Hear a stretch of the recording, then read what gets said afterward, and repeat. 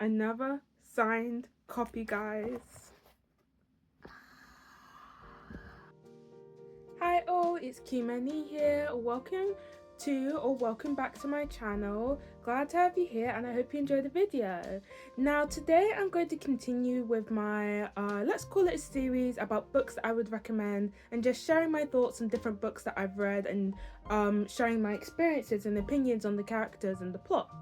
And so today I have 4 more books for you guys which I would like to recommend you read, and I also have some interesting thoughts on them. I have some thoughts that some good, some I feel like could use improvement, but are books I found really interesting and I think deserve a spotlight. So without further ado, let's get into the video.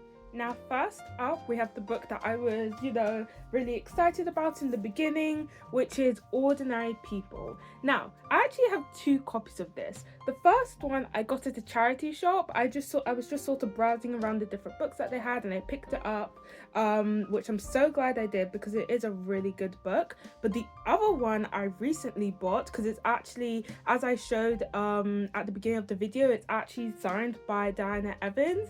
So I was just like, I need to get this copy. Even if I have one at home, I just need a signed copy, you know what I'm saying? But this book follows the narrative of 2 couples. You have Damien and Stephanie, and then you also have Melissa and Michael.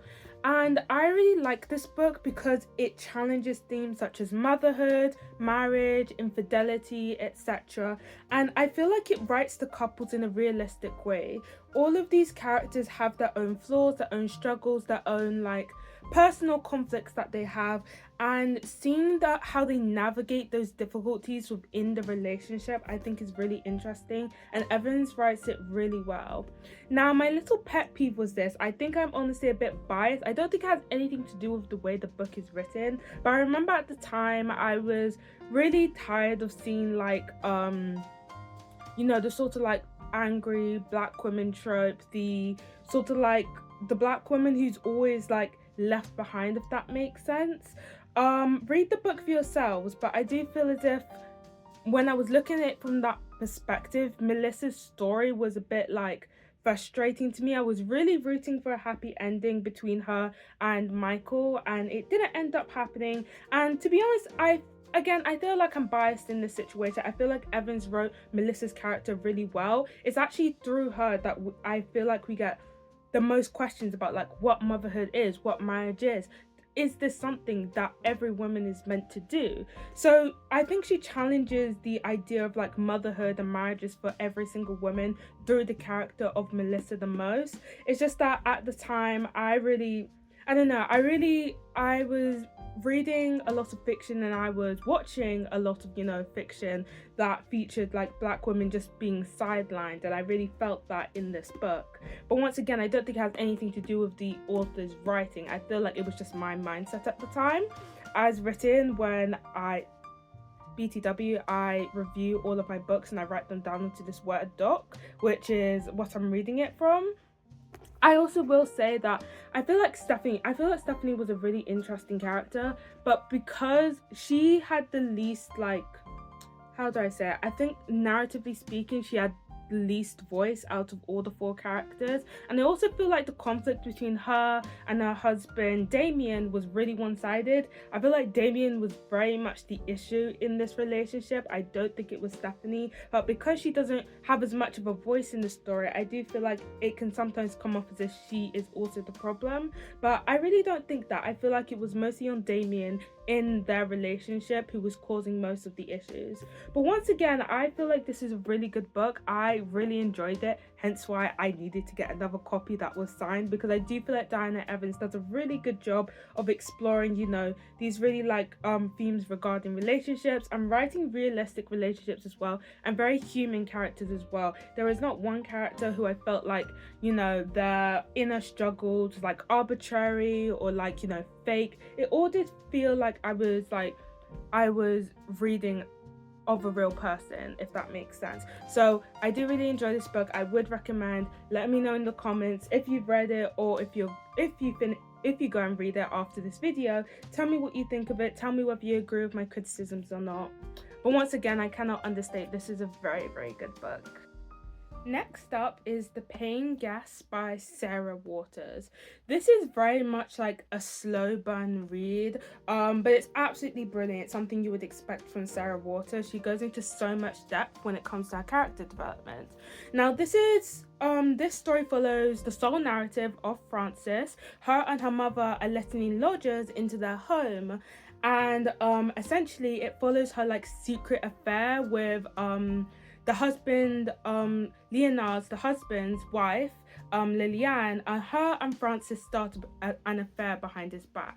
Now, in a series of events, something happens, something major, and the rest of the book is really exploring the events that happen in the aftermath of like the accident. Shall I call it an accident? Yes, let's call it an accident. In the aftermath of the accident, and a key theme in this book is guilt, and the way that guilt sort of like it deteriorates these two women's mental health, it deteriorates their relationship, and this book really focuses on like how they reconcile with that guilt, whether it even is possible to reconcile with it after what they have done. I will say one thing I will say about this book is because it is mostly focuses on Frances's perspective, we only get to hear Lillian's sort of thoughts and feelings through Frances's sort of like point of view.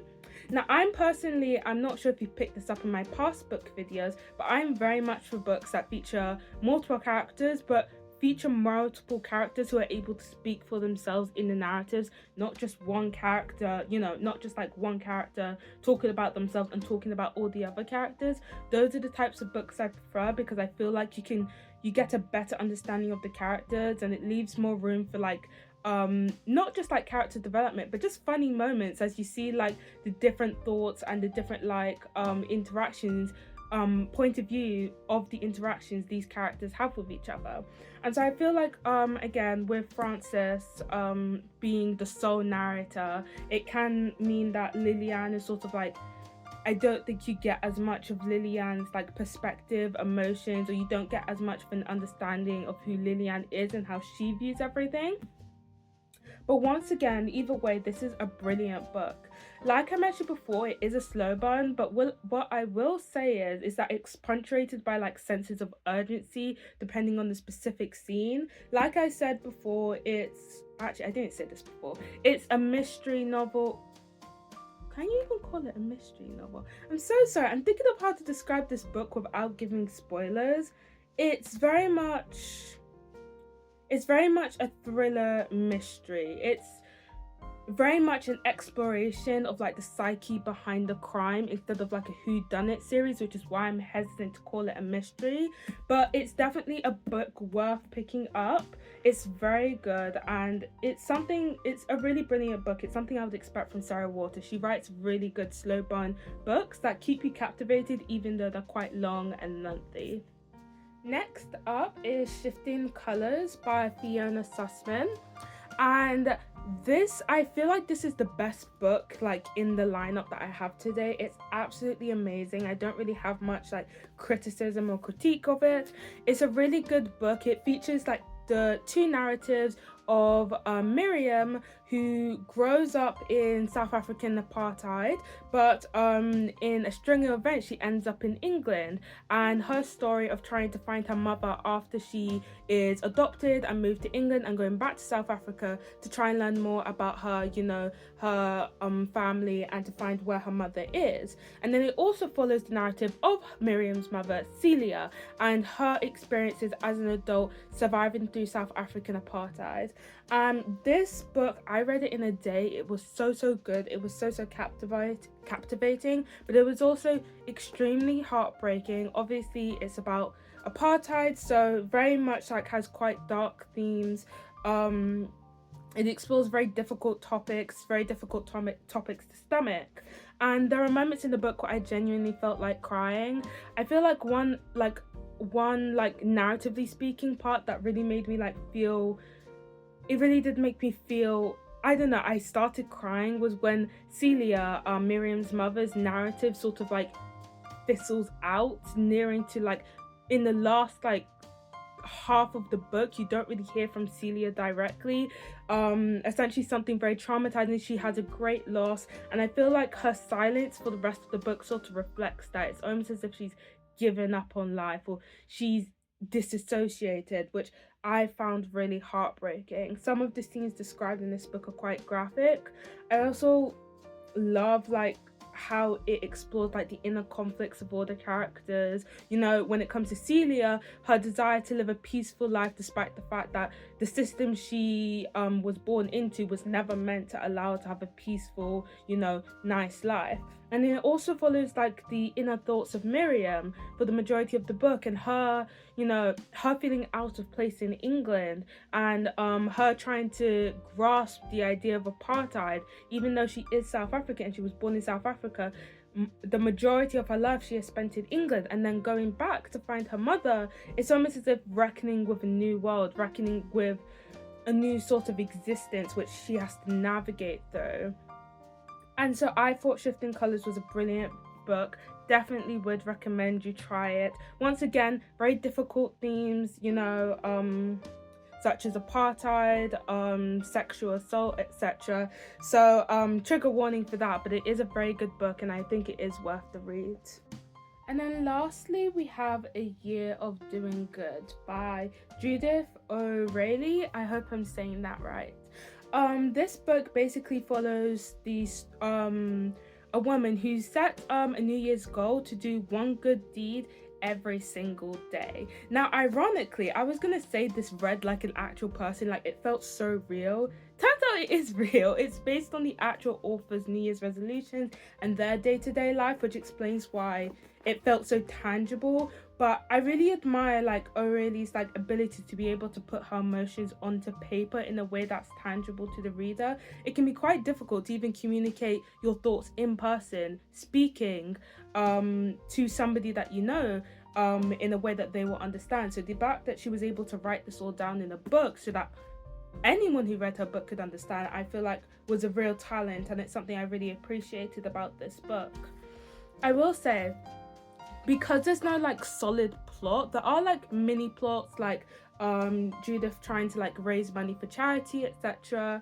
But there is no like driving like plot that sort of like stretches throughout the entire series. It is essentially just like it's written like a diary. Like every single day there's a new like entry about what the good deed was and how Judith feels about it. I will say though, I think that's partly done on purpose, because let's face it, you know, being aimless, not knowing what you're doing on a day-to-day basis, not like constantly striving towards a new goal is part of the human condition. And sometimes you really need to sit in those moments and to sit and appreciate the day as they come, which I think was the point of the 365, you know, resolution. Doing a good deed every single day is to live in the moment every single day. I also think this book tackles like great themes, such as the theme of deaths. There are multiple deaths around like Judith as we go through the book. Some of them are really close to her, some of them are not related to her at all, but you can see like these different deaths, they affect her in different ways depending on who the person is. And it's through those moments you get like very heavy, like you read a very heavy internal monologue of what Judith is feeling in the moment. And I think those moments really punctuate like the sort of listlessness sometimes of the story, which I really like appreciated and I really enjoyed. So definitely something to read. It was a very good book.